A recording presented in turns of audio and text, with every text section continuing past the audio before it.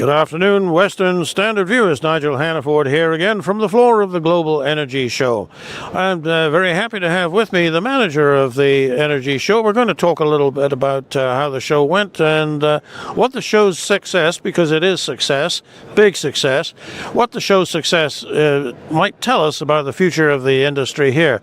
Let me introduce to you Nick Samain, who is the Senior Vice President for Energy. You just do energy shows, Nick. I just work on almost exclusively energy, Nigel. Thanks for having me here in the booth at the Western Standard, and it's a delight to have you here at the exhibition. So we mainly focus on several energy shows here in Alberta. We do this one, of course, which is our largest, the Global Energy Show Canada, but we also focus on LNG. We have a Canada Gas LNG. The International Pipeline Expo returns every 2 years, coming in September. And then along with that, we do in Edmonton, the Canadian Hydrogen Convention and Carbon Capture Canada. Carbon capture. We'll come back to that. Nick, before we go there, how has this show gone for you? This year it's been quite a wild ride, Nigel. So we plan these shows almost a year out, just as we're about to plan the 2026. And so last summer, going back almost a year, we knew there was going to be obviously a U.S. election, working with our governing body. We were somewhat aware that there's going to be a G7 meeting, that we were going to be just before that. And then also at some point there's going to be a Canadian election. Well, of course, fast forwarding now, we know those things are all clear and mostly in the rear view. So we started planning the event around two big themes. One was we could foresee that the continuing need that we've been talking about here in Alberta to build energy infrastructure, whether that's pipelines or other facilities like that. We were going to focus on that theme. And then the other side was diversifying Canada's energy customers. So we spent a lot of time traveling the world, meeting whether that was South America, into North Africa, Europe, and Asia, where we have several other large energy events, and advertising that in order to recruit and build up an exhibition show floor and a conference program focused on those two themes.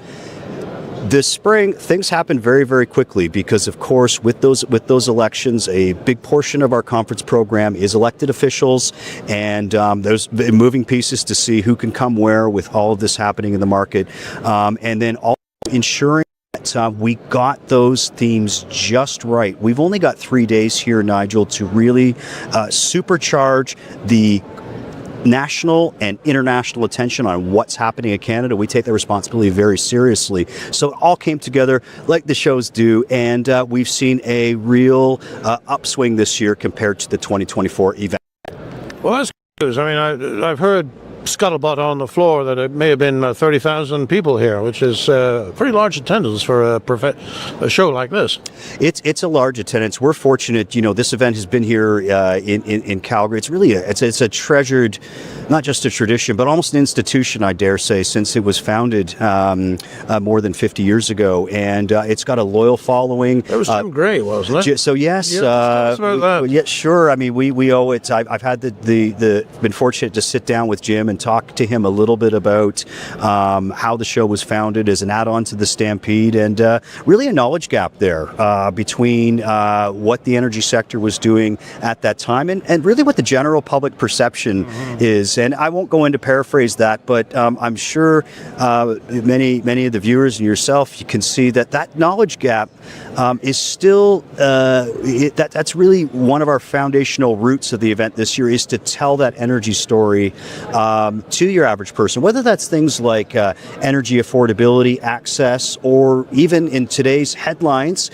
things about what that means for national sovereignty or other issues surrounding ensuring that Canada remains a strong energy provider that's responsible, secure, and a big exporter to the world. Well, one thing that took us by surprise was when we heard that the Secretary General of OPEC was attending. When did you know that?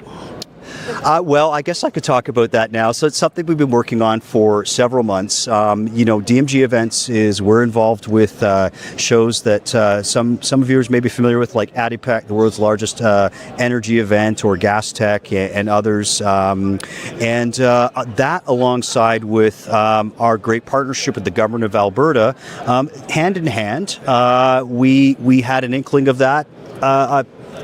Probably about 6 weeks out, we started working on those preparations and being prepared to announce that, which we did, which caused quite a stir, as it was His Excellency's first visit to Canada, and we were aware he was going to come and deliver an important message, which he did. And what was that message in 2 sentences? I'd say, one, that oil and gas isn't going anywhere. In fact, peak oil is not, as some may say, around the corner, or it could very well not be anytime soon. And number two, which I thought was very classy and needed, was a big thank you to people that are in the energy sector, the men and women that do that every day. I don't know if we do that enough, because there's lots of headwinds, of course, as we know recently, and the job they do for all of us every day is irreplaceable and essential, and we should be very thankful. Well, it's great to have the representation from OPEC. Will you be reaching out to the Prime Minister of Canada to attend next year's show? We indeed will. We think that Prime Minister Carney, Minister Hodgson, and the new government in place has been making lots of statements, which I think are bringing some cautious optimism, is what we're hearing, to talk about infrastructure projects and pipelines and that sort of thing.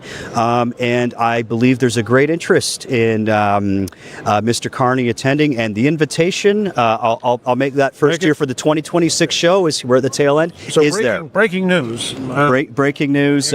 We certainly welcome, and as we do here at the exhibition and the conference, I think, Nigel, the worst conferences are where you get a bunch of panelists and everyone turns to each other left to right and says, we all agree with each other.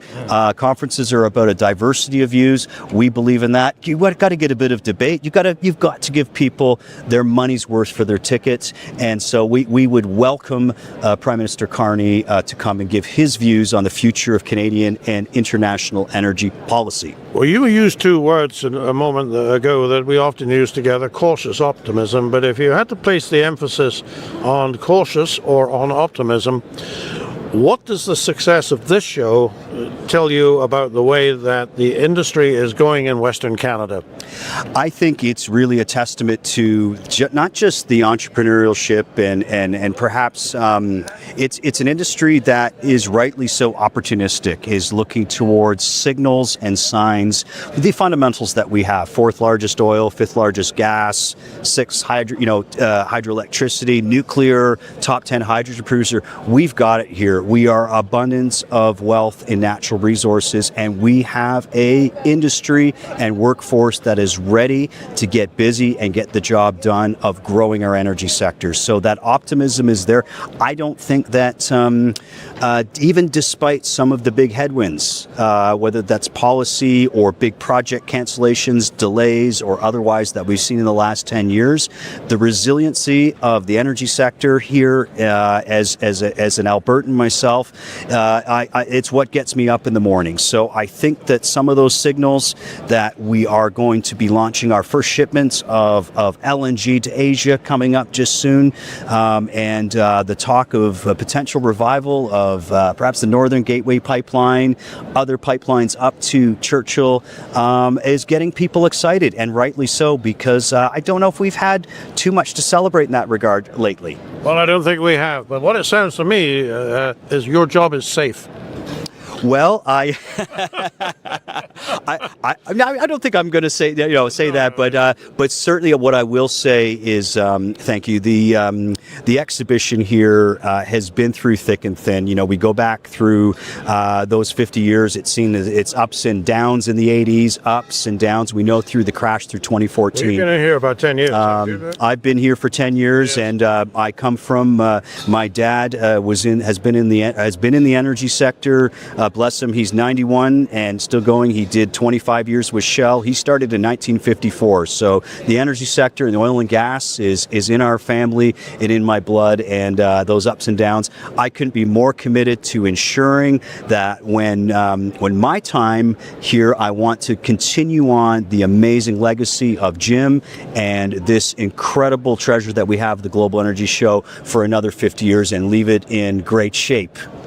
Well, let's get the invitation out to the Prime Minister, because we really need to see him create that sense of confidence in the industry and in its future. So, Nick, thank you so much for coming on the show. Really appreciate it. I think I can speak for everybody at the Western Standard. We've had a wonderful time down here. It's been a very, very positive experience, and we'll certainly be glad to see you next year. We look forward to that, Nigel. Thank you for the opportunity to speak today.